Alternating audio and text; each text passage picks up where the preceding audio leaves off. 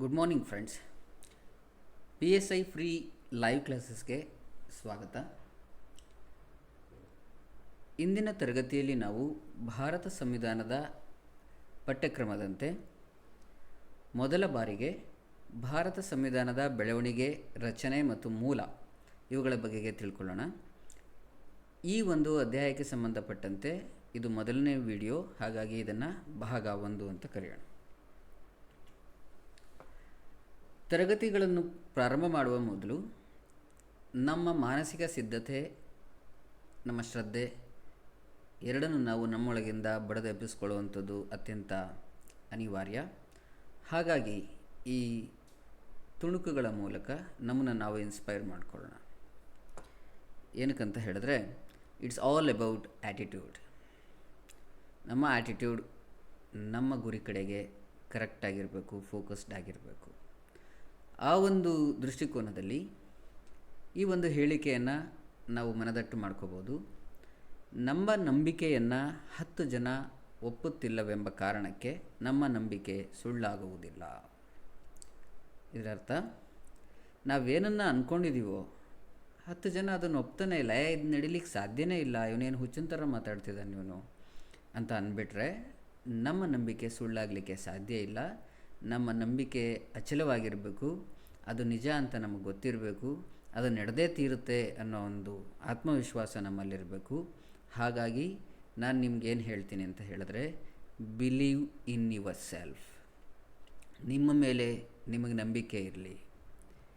ಬೇರೆಯವರು ಕೊಡುವ ಸಜೆಷನ್ಗಳಿಗೆ ಕಿವಿ ತೆರೆದಿಡಿ.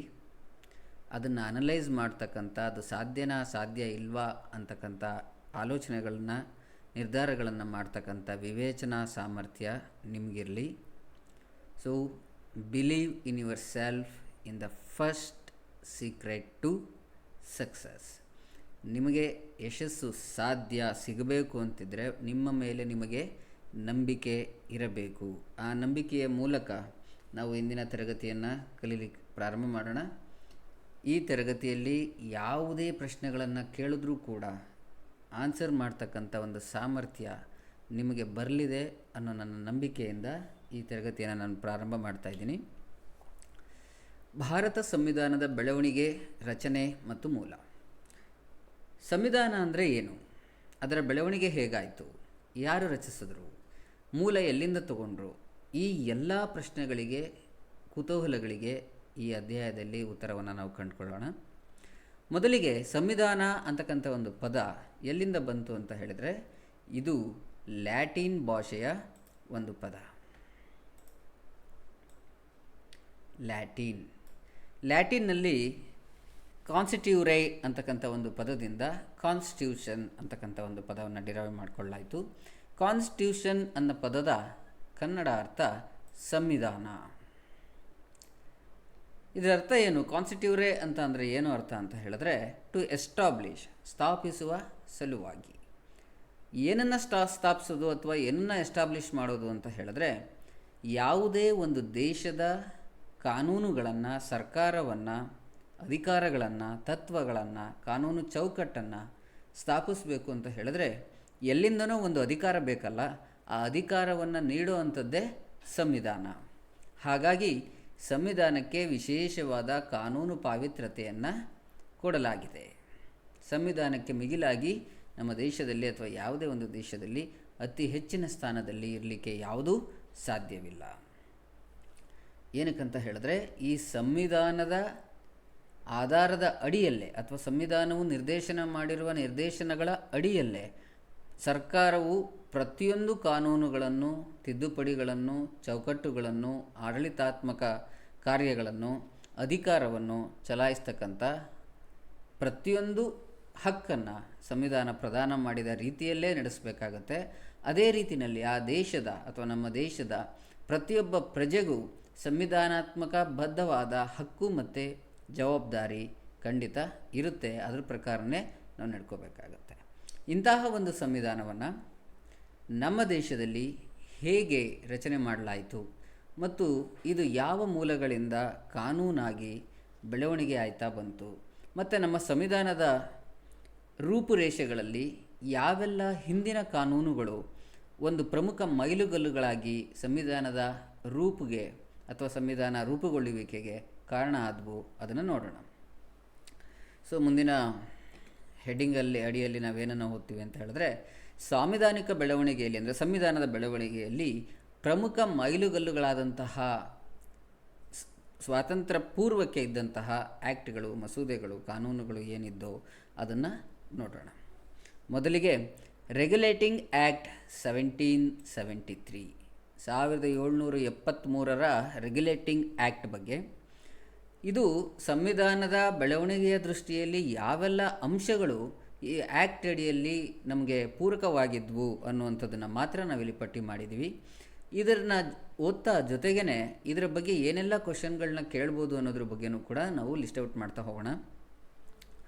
ಮೊದಲನೇ ಅಂಶ, ಈಸ್ಟ್ ಇಂಡಿಯಾ ಕಂಪನಿ ವ್ಯವಹಾರಗಳನ್ನು ನಿಯಂತ್ರಿಸಲು ಬ್ರಿಟಿಷ್ ಸರ್ಕಾರ ಈ ಕಾಯ್ದೆಯನ್ನು ಜಾರಿಗೆ ತಂದಿತು.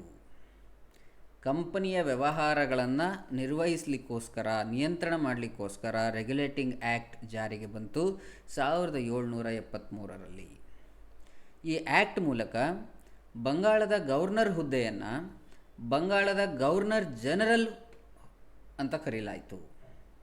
ಮುಂಚೆ ಆ ಹುದ್ದೆಗೆ ಇದ್ದಂಥ ಹೆಸರು ಬಂಗಾಳದ ಗವರ್ನರ್.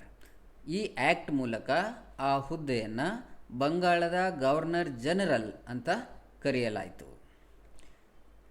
ಈ ಮೂಲಕ ವಾರನ್ ಹೇಸ್ಟಿಂಗ್ ಅಂತಕ್ಕಂಥವನು ಮೊದಲ ಗವರ್ನರ್ ಜನರಲ್ ಅಂತ ಅನ್ನಿಸ್ಕೊತಾನೆ.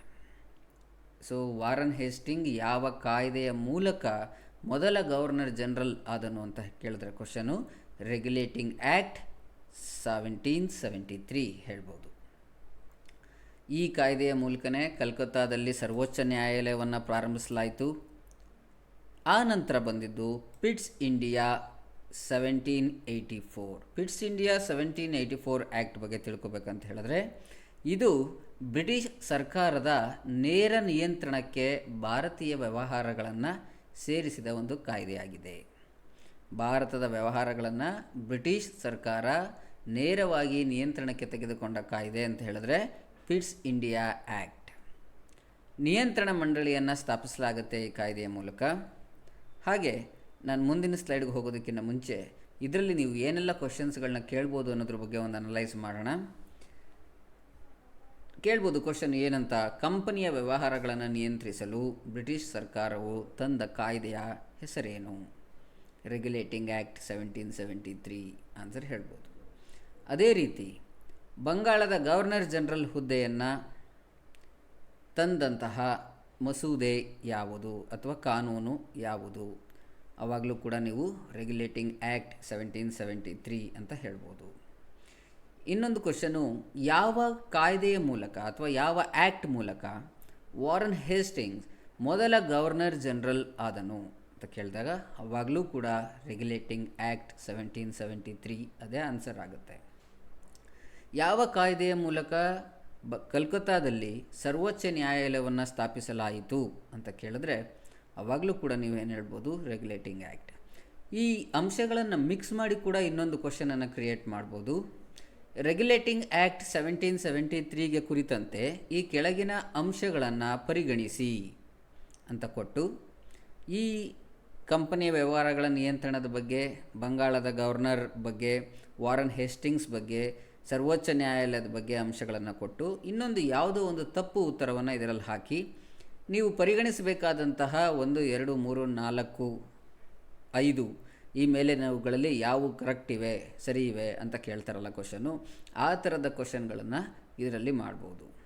ನೀವು ಇದನ್ನು ಹೇಗೆ ಮನನ ಮಾಡ್ಕೋಬೋದು, ಹೇಗೆ ಮೈಂಡಲ್ಲಿ ಇಟ್ಕೊಳ್ಳೋದು ಅಂತ ಹೇಳಿದ್ರೆ, ವಿವಿಧ ಆ್ಯಕ್ಟ್ಗಳು ತಂದಿರತಕ್ಕಂತಹ ಅದರದ್ದು ಫೀಚರ್ಸ್ಗಳೇನಿರುತ್ತೆ ಅಥವಾ ಅದರದ್ದು ಪ್ರಮುಖ ಅಂಶಗಳೇನಿರುತ್ತೆ ಅದನ್ನು AB ಪಟ್ಟಿ ಮ್ಯಾಚ್ ದ ಫಾಲೋಯಿಂಗ್ಸ್ ಮಾಡೋದ್ರ ಮೂಲಕ ನೀವು ನಿಮ್ಮ ಮೈಂಡ್ ಗೇಮ್ಸ್ ಆಡ್ತಾ, ನೀವೇ ಕ್ವಶನ್ ಫ್ರೇಮ್ ಮಾಡ್ತಾ ಅಥವಾ ಫಿಲ್ ಇನ್ ದ ಬ್ಲ್ಯಾಂಕ್ಸ್ ಮಾಡ್ತಾ ನೀವು ಅದನ್ನು ಅವಾಗ ರಿವೈಸ್ ಮಾಡೋದ್ರ ಮೂಲಕ ನೀವು ನೆನ್ಪಿಟ್ಕೊಬೋದು.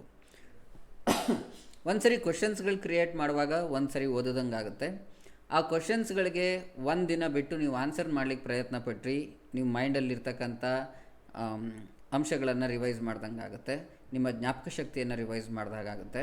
ಸೊ ಪ್ಲೈನಾಗಿ ಓದೋದಕ್ಕಿಂತ ಕ್ವಶನ್ಗಳ ಮೂಲಕ, ಕ್ವಶನ್ಗಳಿಗೆ ಆನ್ಸರ್ ಮಾಡೋದ್ರ ಮೂಲಕ, ವಿವಿಧ ರೀತಿಯ ಕ್ವಶನ್ಸ್ಗಳನ್ನ ಕ್ರಿಯೇಟ್ ಮಾಡೋದ್ರ ಮೂಲಕ ಈ ಎಲ್ಲ ಅಂಶಗಳನ್ನು ನೀವು ನೆನಪಿಟ್ಕೊಂಡ್ರೆ ಅದು ಹೆಚ್ಚು ಪರಿಣಾತ್ಮಕವಾಗಿ ನಿಮ್ಮ ಮನದಟ್ಟಾಗತ್ತೆ. ನಿಮಗೆ ಅದ್ರ ಕಡೆ ಗಮನ ಇರಲಿ. ಮುಂದಿನ ಸ್ಲೈಡ್ಗೆ ಹೋಗ್ತೀನಿ. 1793 ಚಾರ್ಟರ್ ಆ್ಯಕ್ಟ್, 1793 ಚಾರ್ಟರ್ ಆ್ಯಕ್ಟ್, ಈ ಕಾಯ್ದೆಯ ಮೂಲಕ ಭಾರತೀಯ ಖಜಾನೆಯಿಂದ ಕಂಪನಿಗೆ ವರ್ಕರ್ಸ್ಗೆ ಸಂಬಳ ಕೊಡುವಂಥ ಒಂದು ಸೌಲಭ್ಯವನ್ನು ಜಾರಿಗೆ ತರಲಾಯಿತು. ಗವರ್ನರ್ ಜನರಲ್ ಮತ್ತು ಗವರ್ನರ್ಗಳು ಕೌನ್ಸಿಲ್ಗಳ ನಿರ್ಧಾರಗಳನ್ನು ಬದಲಾಯಿಸ್ತಕ್ಕಂತಹ, ಕೌನ್ಸಿಲ್ಗಳು ಏನು ನಿರ್ಧಾರ ತಗೊಂಡಿರ್ತಾರೆ ಆ ನಿರ್ಧಾರವನ್ನು ಬದಲಾಯಿಸ್ತಕ್ಕಂಥ ಅಧಿಕಾರವನ್ನು ಗವರ್ನರ್ ಮತ್ತು ಗವರ್ನರ್ ಜನರಲ್ಗಳಿಗೆ ನೀಡಲಾಯಿತು. ಯಾವ ಕಾಯ್ದೆಯ ಮೂಲಕ? 1793 ಚಾರ್ಟರ್ ಆ್ಯಕ್ಟ್. ಕಂಪನಿಯು ಮತ್ತೆ 20 ವರ್ಷಗಳ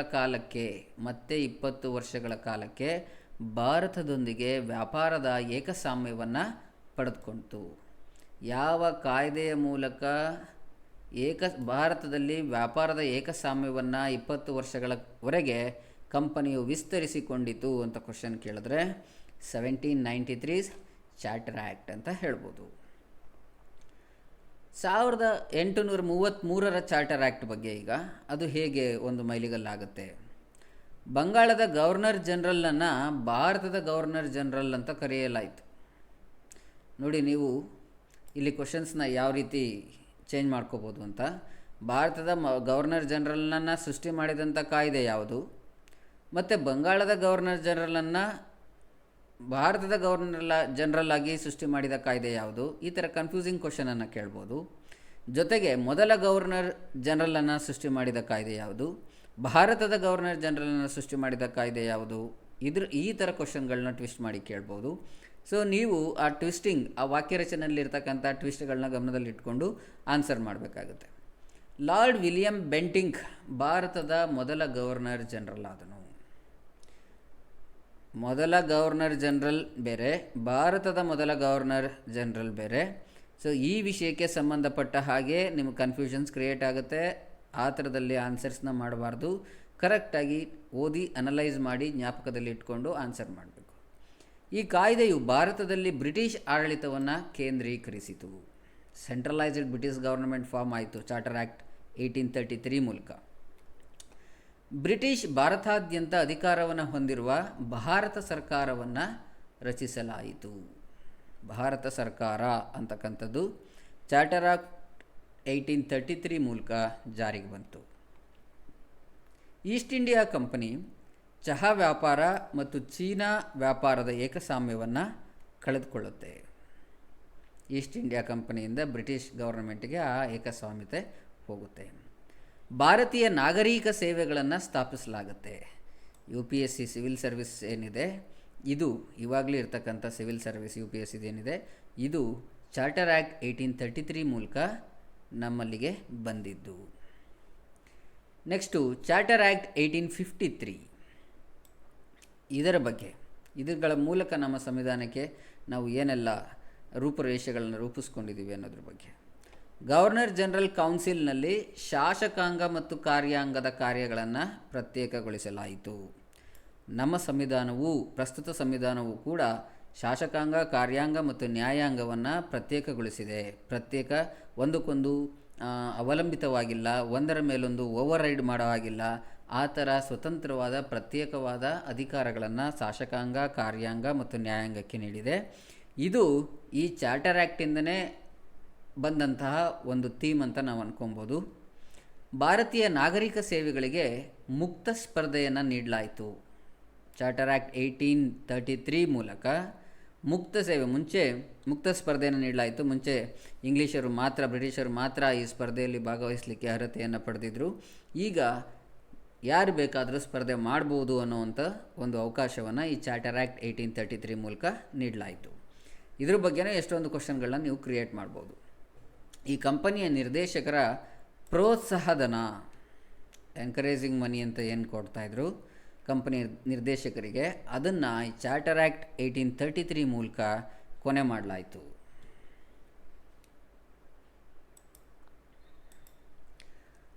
ಮುಂದೆ ಭಾರತ ಸರ್ಕಾರ ಕಾಯ್ದೆ 1858 ಬಗ್ಗೆ.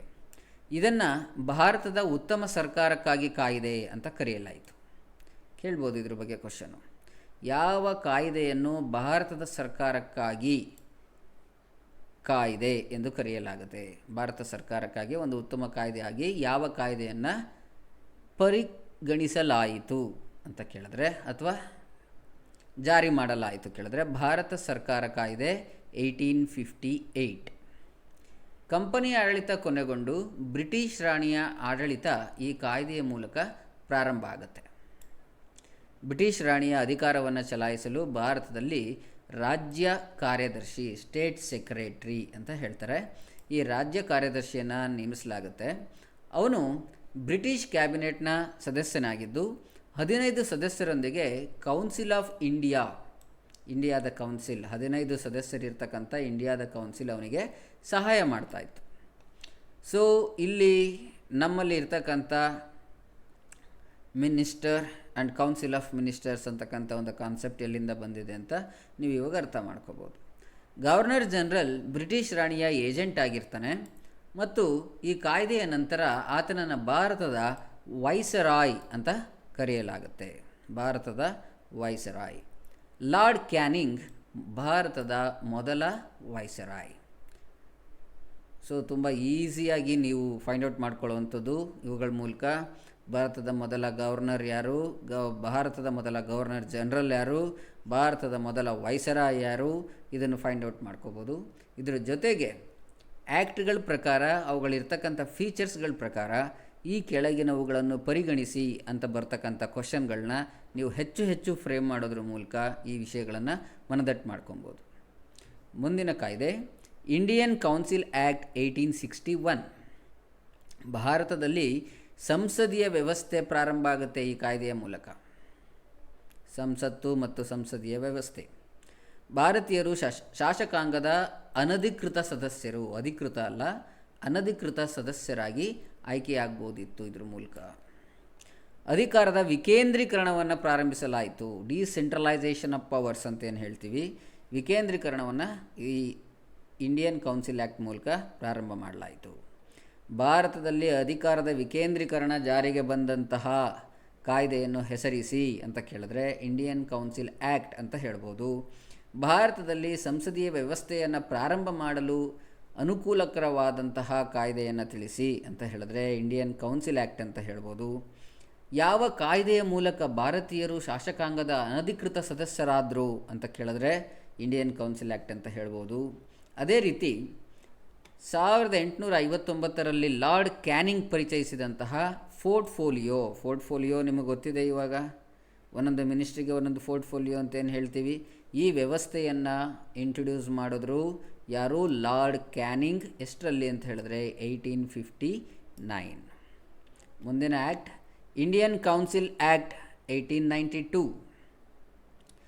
ಈ ಆ್ಯಕ್ಟ್ ತುಂಬ ಇಂಪಾರ್ಟೆಂಟ್ ಆ್ಯಕ್ಚುಲಿ. ಏನಕ್ಕೆ ಅಂತ ಹೇಳಿದ್ರೆ ಇದು ಪರೋಕ್ಷ ಚುನಾವಣೆಗಳನ್ನು ಪರಿಚಯಿಸಿತು.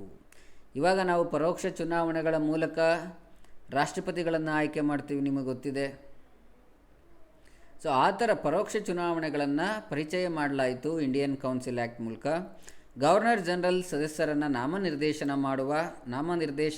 ನಾಮಿನೇಷನ್ ಆಫ್ ರಾಷ್ಟ್ರಪತಿಗಳಿಗಿರ್ತಕ್ಕಂಥ ನಾಮನಿರ್ದೇಶನ ಅಧಿಕಾರ, ಅದನ್ನು ಕೂಡ ನಾವಿಲ್ಲಿ ನೆನಪಿಸ್ಕೊಬೋದು. ಸೊ ಅಲ್ಲಿ ತುಲನೆ ಆಗ್ತಾಯಿದೆ. ಇದು ಈ ಪರೋಕ್ಷ ಚುನಾವಣೆ ಪರಿಚಯಿಸೋದ್ರ ಜೊತೆಗೆ ಗವರ್ನರ್ ನಾಮನಿರ್ದೇಶನ ಮಾಡ್ಬೋದಿತ್ತು. ಇವಾಗಲೂ ನಮ್ಮ ರಾಜ್ಯಪಾಲರು ನಾಮನಿರ್ದೇಶನ ಮಾಡ್ತಕ್ಕಂಥ ಅಧಿಕಾರವನ್ನು ಸಂವಿಧಾನದ ಮೂಲಕ ಪಡ್ಕೊಂಡಿದ್ದಾರೆ. ರಾಷ್ಟ್ರಪತಿಗಳು ಕೂಡ ನಾಮನಿರ್ದೇಶನ ಮಾಡ್ತಾರೆ, ನಿಮಗೆ ಗೊತ್ತಿದೆ. ಅದು ಗೊತ್ತಿಲ್ಲ ಅಂದರೆ ಮುಂದಿನ ತರಗತಿಗಳಲ್ಲಿ ಖಂಡಿತ ತಿಳ್ಕೊಬೋದು. ಬಜೆಟನ್ನು ಚರ್ಚಿಸಲಿಕ್ಕೋಸ್ಕರ ಮತ್ತು ಕಾರ್ಯಾಂಗದ ಪ್ರಶ್ನೆಗಳನ್ನ ಕೇಳಿ ಅದಕ್ಕೆ ಆನ್ಸರ್ ಪಡ್ಕೊಳ್ಳಿಕ್ಕೆ ಅನುಕೂಲ ಆಗುವಂಥ ರೀತಿಯಲ್ಲಿ ವಿಧಾನ ಪರಿಷತ್ತಿನ ಕಾರ್ಯಗಳನ್ನು ವಿಸ್ತರಿಸಲಾಯಿತು. ವಿಧಾನ ಪರಿಷತ್ತಿನ ಕಾರ್ಯಗಳು ಅಥವಾ ಹಕ್ಕುಗಳನ್ನು ಇಂಡಿಯನ್ ಕೌನ್ಸಿಲ್ ಆ್ಯಕ್ಟ್ ಮುಖಾಂತರ ವಿಸ್ತರಿಸಲಾಯಿತು. ಬಜೆಟ್ನ ಚರ್ಚೆ ಇವಾಗಲೂ ನಡೆಯುತ್ತೆ, ನಿಮಗೆ ಗೊತ್ತಿದೆ, ಅಧಿವೇಶನಗಳ ಮೂಲಕ. ಅಲ್ಲಿ ಪ್ರಶ್ನೆಗಳನ್ನ ಕೇಳಲಾಗುತ್ತೆ, ಸಂಬಂಧಪಟ್ಟವರು ಅದಕ್ಕೆ ಉತ್ತರ ನೀಡಬೇಕಾಗತ್ತೆ. ಇಂತಹ ಒಂದು ಸಂಸ್ಕೃತಿ ಇಂಡಿಯನ್ ಕೌನ್ಸಿಲ್ ಆ್ಯಕ್ಟ್ 1861 ಮೂಲಕ ಜಾರಿಗೆ ಬಂತು. ಮುಂದಿನ ಆ್ಯಕ್ಟ್ ಇಂಡಿಯನ್ ಕೌನ್ಸಿಲ್ ಆ್ಯಕ್ಟ್ 1909. ಇದನ್ನು ನೀವು ಮಾರ್ಲೆ ಮಿಂಟೋ ಸುಧಾರಣೆ ಅಂತ ಕೂಡ ಹೇಳ್ಬೋದು. ಮಾರ್ಲೆ ಮಿಂಟೋ ಸುಧಾರಣೆಗಳು. ಲಾರ್ಡ್ ಮೋರ್ಲಿ ಅಂತಕ್ಕಂಥವರು ಭಾರತದ ರಾಜ್ಯ ಕಾರ್ಯದರ್ಶಿಯಾಗಿದ್ದರು, ಅಂದರೆ ಸ್ಟೇಟ್ ಸೆಕ್ರೆಟರಿ ಆಗಿದ್ದರು ಅವರು.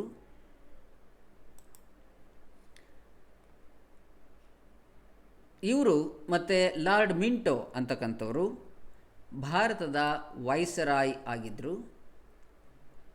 ಈ ಮೋರ್ಲಿ ಮತ್ತು ಮಿಂಟೋ ಎರಡು ಸೇರಿ ನಾವು ಕನ್ನಡದಲ್ಲಿ ಮಾರ್ಲೆ ಮಿಂಟೋ ಅಂತ ಹೇಳ್ತೀವಿ, ಅದನ್ನು ಇಂಗ್ಲೀಷು ಸರಿಯಾದ ಉಚ್ಚಾರಣೆ ಮೋರ್ಲಿ ಮಿಂಟೋ ಆಗುತ್ತೆ.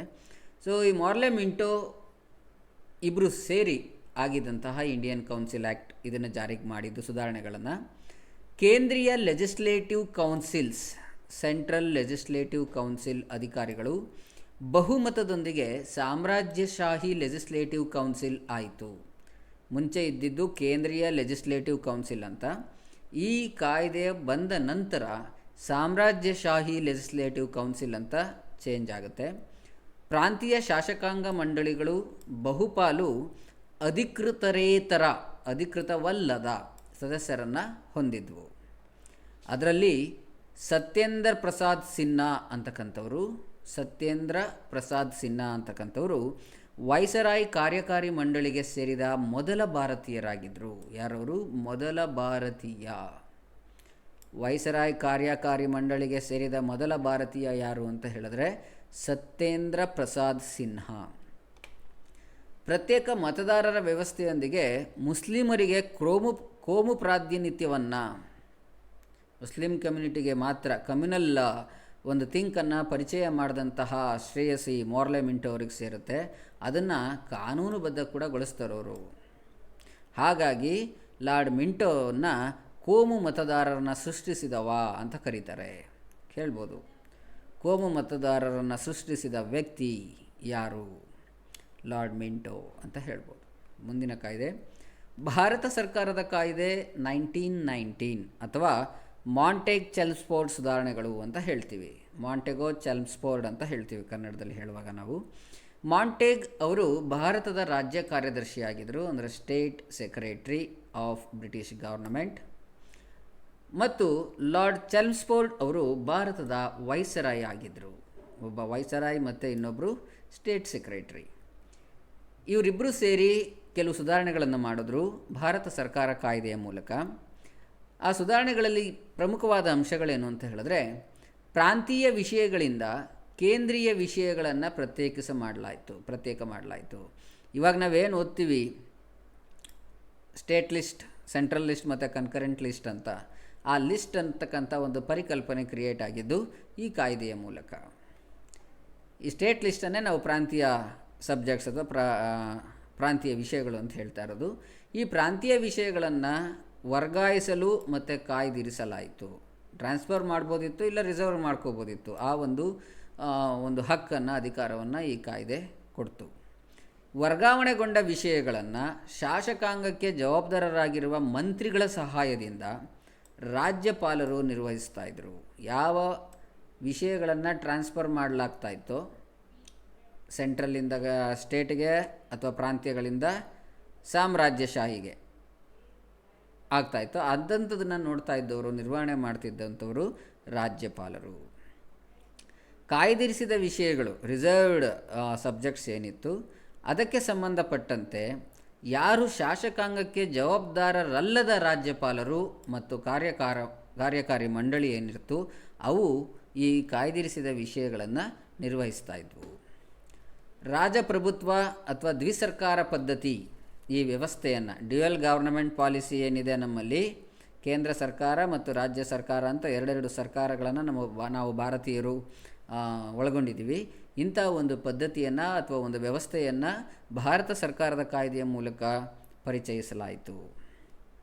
ಮೇಲ್ಮನೆ ಮತ್ತು ಕೆಳಮನೆಗಳನ್ನು ಹೊಂದಿರತಕ್ಕಂಥ upper house and lower house ಅಂತ ಏನು ಹೇಳ್ತೀವಿ, ಈ ಒಂದು ಪದ್ಧತಿ ಏನಿದೆ, ಉಭಯ ಸದನಗಳ ಶಾಸಕಾಂಗ ಅಂತಕ್ಕಂಥದ್ದು ಇದನ್ನು ನಾವು ಕರ್ನಾಟಕದಲ್ಲಿ ವಿಧಾನಸಭೆ ಮತ್ತು ವಿಧಾನ ಪರಿಷತ್ ಅಂತ ಹೇಳ್ತೀವಲ್ಲ ಇದನ್ನು ನೇರ ಚುನಾವಣೆಗಳೊಂದಿಗೆ ರಚಿಸಲಾಯಿತು. ಡೈರೆಕ್ಟ್ ಎಲೆಕ್ಷನ್ಸನ್ನು ಇಂಟ್ರೊಡ್ಯೂಸ್ ಮಾಡಲಾಯಿತು. ಎರಡೂ ಸದನಗಳಲ್ಲಿ ಬಹುಪಾಲು ಸದಸ್ಯರು ನೇರವಾಗಿ ಚುನಾಯಿತರಾಗಲು ಅವಕಾಶ ದೊರೆಯಿತು. ಯಾವ ಕಾಯ್ದೆಯ ಮೂಲಕ? ಭಾರತ ಸರ್ಕಾರದ ಕಾಯ್ದೆ 1919. ಗವರ್ನರ್ ಜನರಲ್ ಕೌನ್ಸಿಲ್ಸ್ನ 6 ಸದಸ್ಯರಲ್ಲಿ 3 ಮಂದಿ ಭಾರತೀಯರಾಗಿರಬೇಕು ಅಂತಕ್ಕಂಥ ಒಂದು ಹೊಸ ನಿಯಮವನ್ನು ಈ ಕಾಯ್ದೆಯ ಮೂಲಕ ಜಾರಿಗೆ ತರಲಾಯಿತು. ಇಲ್ಲಿಗೆ ಇಂದಿನ ತರಗತಿಗಳು ಮುಗಿದಿವೆ. ನಿಮ್ಮ ಅಭಿಪ್ರಾಯಗಳು ಏನೇ ಇದ್ದರೂ ದಯಮಾಡಿ ತಿಳಿಸಿ. ಅಗತ್ಯ ಇರತಕ್ಕಂಥ ನಿಮ್ಮ ಫ್ರೆಂಡ್ಸ್ಗಳಿಗೆ, ಕೊಲೀಗ್ಸ್ಗೆ ದಯವಿಟ್ಟು ಈ ವಿಡಿಯೋವನ್ನು ತಲುಪಿಸಿ. ನಿಮ್ಮ ಉತ್ಸಾಹ ಮತ್ತು ನಿಮ್ಮ ಶ್ರದ್ಧೆ ನಮಗೆ ಹೆಚ್ಚಿನ ಶಕ್ತಿ ನೀಡುತ್ತೆ, ನಮ್ಮಲ್ಲಿ ಇನ್ನೂ ಆಸಕ್ತಿಯನ್ನು ಕ್ರಿಯೇಟ್ ಮಾಡುತ್ತೆ ನಿಮಗೆ ಈ ಥರದ ವಿಡಿಯೋಗಳನ್ನ ಮಾಡಲಿಕ್ಕೆ ಅನ್ನೋವಂಥದ್ದನ್ನು ಮರಿಬೇಡಿ. ಏನೇ ನಿಮ್ಮ ರೆಸ್ಪಾನ್ಸ್ ನೆಗೆಟಿವ್ ಇರ್ಬೋದು, ಪಾಸಿಟಿವ್ ಇರ್ಬೋದು, ನಾವೇನಾದರೂ ಮತ್ತಷ್ಟು ವಿಷಯಗಳನ್ನ ನಿಮಗೆ ಹೇಳಲಿಕ್ಕಿರ್ಬೋದು, ಯಾವುದೇ ರೀತಿಯ ರೆಸ್ಪಾನ್ಸ್ಗೆ ನಾವು ಖಂಡಿತವಾಗ್ಲೂ ಓಪನ್ ಇರ್ತೀವಿ. ನೀವು ನಮಗೆ ತಿಳಿಸ್ಬೋದು. Thank you. ಶುಭ ದಿನ.